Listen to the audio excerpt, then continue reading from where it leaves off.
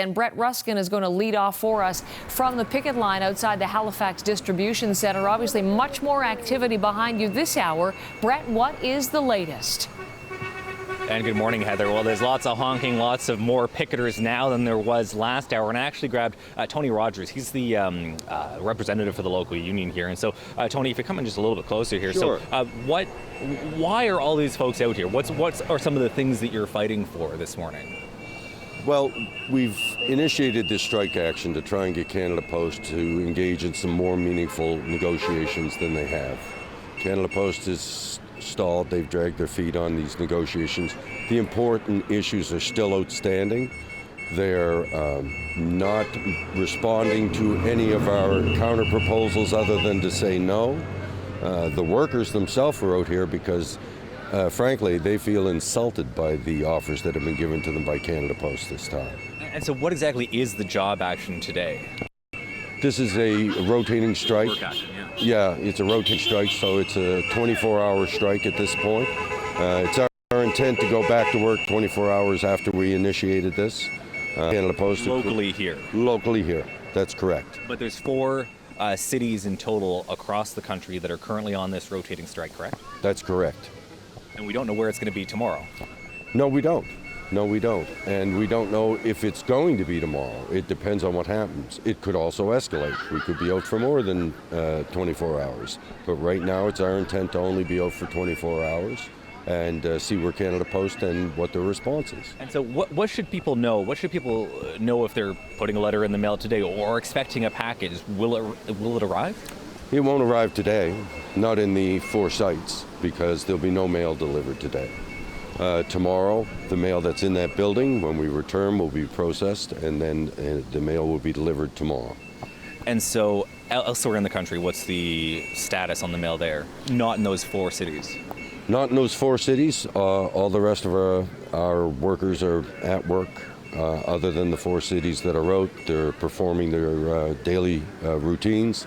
They'll be delivering the mail today, they'll be processing the mail today, they'll be forwarding outgoing mail today. And so what about the cannabis deliveries? Those are going to be, I mean, Ontario relies on that as their online sales.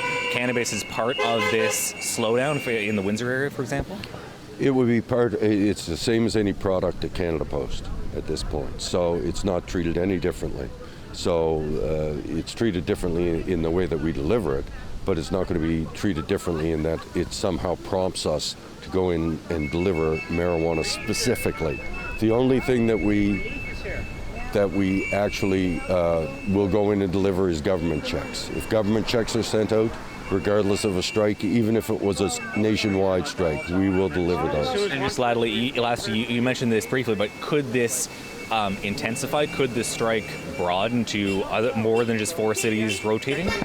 It could, but that's not our intent. That's why we've gone on a rotating strike. We've done that to try and initiate this action to let Canada Post know that we're very serious about this situation, and it's not our intent to do so, but if necessary, that's what we will do, and the workers support that. Okay, perfect. Tony, thank you so much. Yeah, good to see you. Thank you. And so again, just to recap, the 4 cities that are currently affected, Windsor, Victoria, Edmonton, and here in Halifax, the mail will be delayed today, but elsewhere in the country, the mail will be delivered on time. We'll see what happens tomorrow, though. Heather.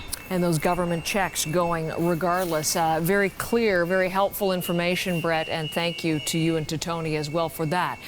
Brett Ruskin on the scene for us for the morning in Halifax. Let's take a bit deeper look now at how disruptive those rotating postal strikes could be and see where your view may fit in this range of reaction we're getting from people in Toronto.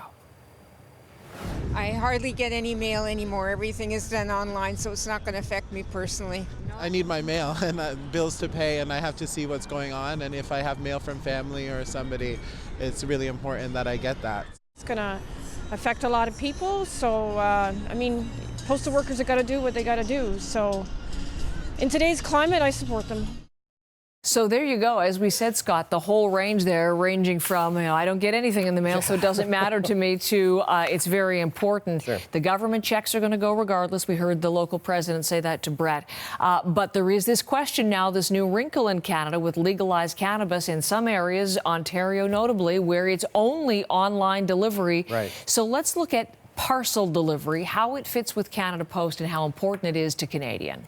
It is important to Canada Post and to Canadians, and big question marks as far as how many of those deliveries are going to be held up in the mail. But Canada Post delivers a record amount of parcels now, and also they're the biggest parcel delivery in Canada. And there's two main backbones. Even though that we know that letter delivery is down, it is still a substantial revenue stream for Canada Post. For example, $2.9 billion is the revenue that comes from letter delivery. That is a long-term trend. I think we all know what that is, and it's down. It was well over $3 billion just a couple of years ago. On the other side of the equation, parcel delivery is on the way up. That's a long-term trend. They're now delivering 2.1 billion of parcels just last year, and that's well up from 1.6 just a couple of years ago. So this makes them the biggest, and the question here is how much of deliveries is going to be now from legalized cannabis after October 17. No doubt this played a part in the union's decision to go on these rotating strikes, to use it in their advantage with a little bit of a leverage between the union and Canada Post themselves to get these negotiations going forward.